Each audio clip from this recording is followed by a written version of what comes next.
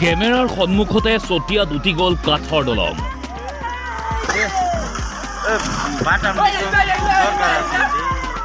ফেনে ফুটুকাৰে উফন্দি উঠা নৈখনে প্ৰবল গতিত ঠেলিছে এক দুৰ্বল কাঠৰ দলংখন।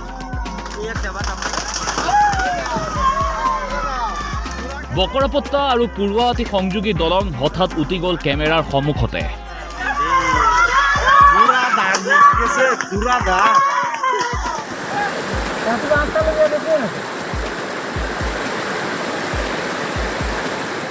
অস্বাভাৱিক হাৰত জলপৃষ্ঠ বৃদ্ধি খুমটাইটো। নিপকসৃষ্ট বানত হাহাকাৰ বহু গাঁৱৰ বাসিন্দাৰ। ভয়াৱহ বান পৰিস্থিতিৰ মাজতে বিধায়ক মৃণাল শইকীয়া নামিছে উদ্ধাৰ কাৰ্য। হঠাৎ পানী সোমাল। খোজকাঢ়িব নোৱাৰা আইতা এতিয়া যাব কলৈ? ততাতৈয়াকৈ আহিল বিধায়ক। হাত নাৱত আইতাক চকীৰে সৈতে উঠাই বিধায়কে লৈ গ'ল আশ্ৰয় শিবিৰলৈ।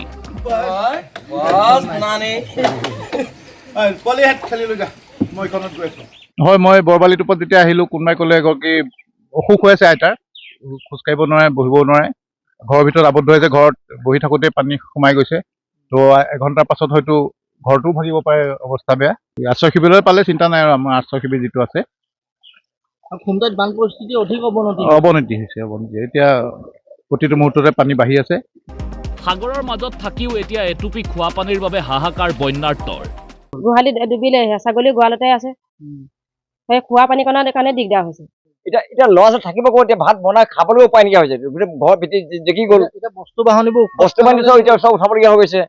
ভয়াৱহ বানৰ মাজত ঘৰতে আবদ্ধ হৈ থাকিবলগীয়া অৱস্থাত দুৰাৰোগ্য ৰোগীৰ। 300, 400, 500ৰো অধিক পৰিয়াল আছে, গাঁও ঘৰ আছে। গোটেইকেইখন ধৰিবলৈ গ'লেতো বহুত আছে। তাকে এতিয়াতো পৰিয়াল চব প্লাবিততে আছে। চবৰে ঘৰতে পানী। নদন বদন খেতিডৰা উচন উঠিল। ঘৰৰ সকলো সামগ্ৰী জহি কহি যোৱাৰ উপক্ৰম হৈছে। আমাৰ বহুত অসুবিধা। আমাৰ ঘৰ ভিতৰত বিছনা পাতি চব ভিজি গ'ল। এতিয়া আমাৰ ঘৰত থাকিবলৈ উপায় নাই। ঘৰত এককাল পানী। গোটেই অঞ্চলটো মানে আগতকে বাঢ়ি আছে, পানী বাঢ়ি আছে। ধনশিৰি নৈয়ে লৈছে কাল ৰূপ। 3 দিনে বৃদ্ধি পায়েই আছে জলপৃষ্ঠ। ভাদ মাহৰ অন্ত নপৰোতেই অন্ত পৰিল প্ৰসংগৰ।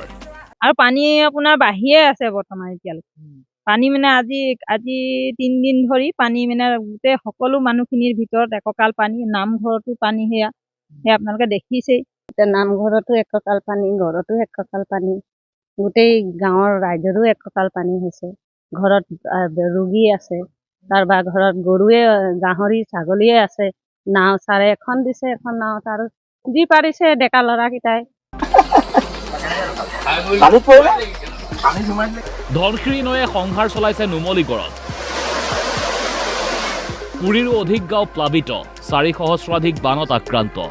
11 আশ্ৰয় শিবিৰত বন্যাৰ্তৰ কান্দোন। এইবাৰ পানীটো অলপ বাঢ়িছে, তাতকৈ অলপ বাঢ়িছে। আমাৰ ইয়াত অঞ্চল এই মৰংগী ৰাজহুৱা চক্ৰ অঞ্চলত এতিয়ালৈকে 21খনমান গাঁও প্লাবিত হৈ আছে। কেৱল মানুহেই নহয়, পোহনীয়া জন্তু নিৰন্তৰ উদ্ধাৰ কৰিছে NDRFৰ জোৱানে। জুকুটি মুখত আমি প্ৰায় যোৱাকালি পশু যেনেকৈ ছাগলী, গৰু আমি বহুতখিনি আনিলোঁ। তথাপি এতিয়াও প্লাবিত হৈ আছে। যোগাযোগৰ একমাত্ৰ মাধ্যম মূল পথছোৱাৰ ওপৰেৰে পানী বাগৰিছে। ধানৰ লগতে ৰবি শস্যৰ খেতি ধ্বংস।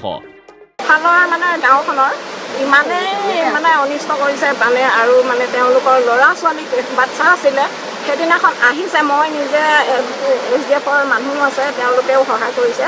মই কেঁচুৱাকেইটা ধৰি দিছোঁ। পিটি বুঢ়ী কেনেকুৱা অৱস্থাত কান্দি কাটি হাহাকাৰ হৈ আহিছে। আৰু জাননী নিদিয়াকৈ নিপকোৱে গেট খোলাত সৰু পথাৰতো কালৰূপ। চৌপাশে পানী আৰু পানী। নাওখনেই যাতায়াতৰ একমাত্ৰ মাধ্যম। অন্তহীন দুখ দুৰ্গতি বন্যাৰ্তৰ। এতিয়া এই বানপানীত আৰু কি বস্তু থাকিব পাৰিব? আমাৰ তাৰমানে সকলোৱে অসুবিধা। আমাৰ খেতি বাতি অনিষ্ট হৈছে। 7-8 বিঘা আমাৰ বাম খেতি আছিলে, এইবিলাক চব ডুবি গ'ল। এইটো আপোনাৰ আমাৰ আশ্ৰয় শিবিৰবোৰ পাতিছোঁ, ইয়াতে থাকিছোঁ নিজাববীয়াকৈ। নাই পতা নাই। তেখেতসকলে কৈছে এই ওচৰতে স্কুল এখন আছে, আমগুৰি বচাপথাৰ স্কুল, তাতে থাকিবলৈ কৈ থৈ গৈছে। যেনে তেনে ছোৱালীজনী পাৰ কৰিলোঁ। বাকীবোৰ ল'ৰা ছোৱালী ক'ত কেনেকৈ আছে কোনো ঠান ঠিক নাই এতিয়া মই ভাবি চিন্তি এই বতাহ পৰি থৈ আছোঁ আৰু ভদিয়া বানত এতিয়া চৰম বিপৰ্যয় নৈ পৰিয়াৰ। Bureau report DY365।